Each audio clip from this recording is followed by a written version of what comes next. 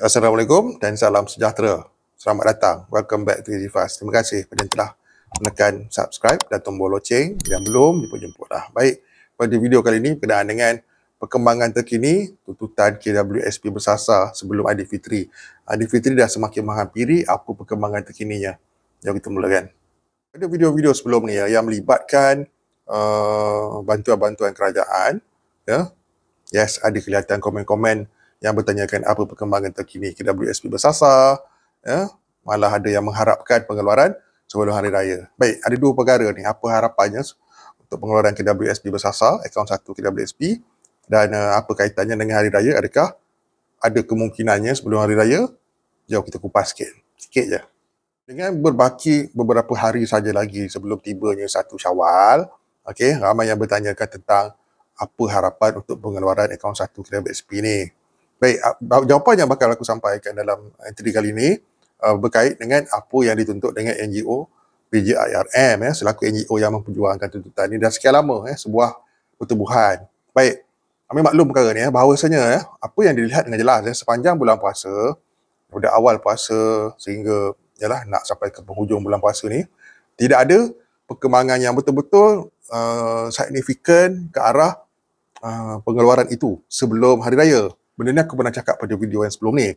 Tapi sedikit pencerahan yang aku nak jelaskan, bahawasanya walaupun tidak kelihatan sangat progres, sebab apa? Sebab bulan puasa, semua perkara yang melibatkan di lapangan direhatkan seketika untuk memberi tumpuan kepada bulan puasa.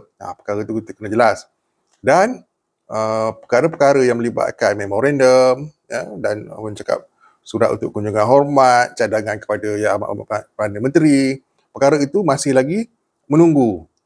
Dalam bahasa yang mudahnya kita kena faham, menunggu.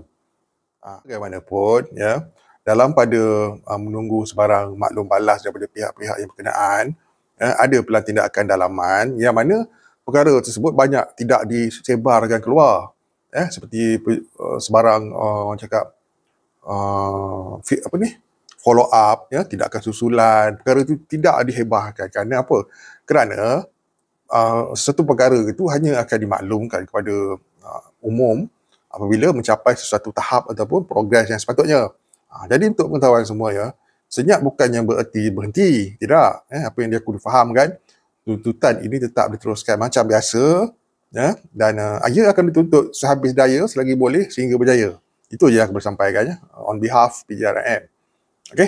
Jadi bulan puasa bukan bermaksud stop, tapi pause, rehat kejap untuk bulan puasa. Sebab semua tindakan di lapangan dihentikan. Kita pun faham dengan keadaan bulan puasa ni, dengan pejabat kerajaan banyak yang orang cakap balik awal, pulang awal untuk berbuka dan sebagainya. Malah Perdana Menteri sendiri pun sibuk menghadiri jamuan buka puasa di sana, di sini dan sinun.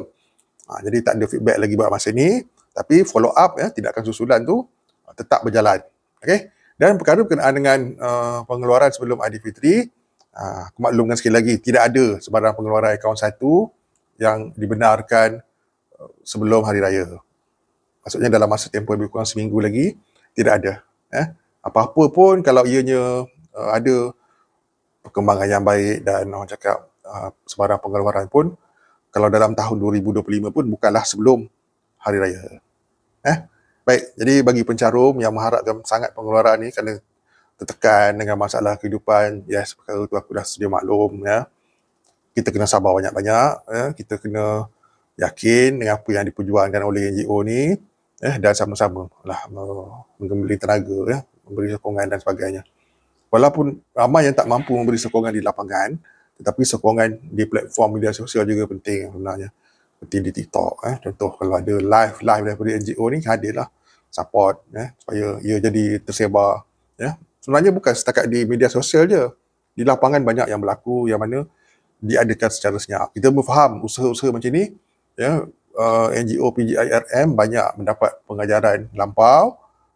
Sebelum buat apa-apa, tak payah cerita dulu. Risau ada yang menghalangnya daripada segi orang cakap pihak dalaman yang menyekat sebarang perjumpaan dan sebagainya. Jadi, bila ada perjumpaan yang dah pun berlaku, barulah ianya akan dimaklumkan, ataupun suatu perjumpaan yang dah confirm berlaku, barulah ianya akan diumumkan.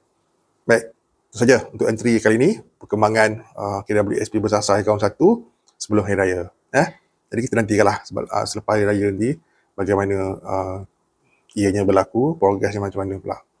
Baik, semoga jelas dengan apa yang disampaikan. Aku dah sahabat jujur dalam perkara ni sebab ini adalah satu tuntutan rakyat, tuntutan pencarum yang terkesan, bukan bantuan.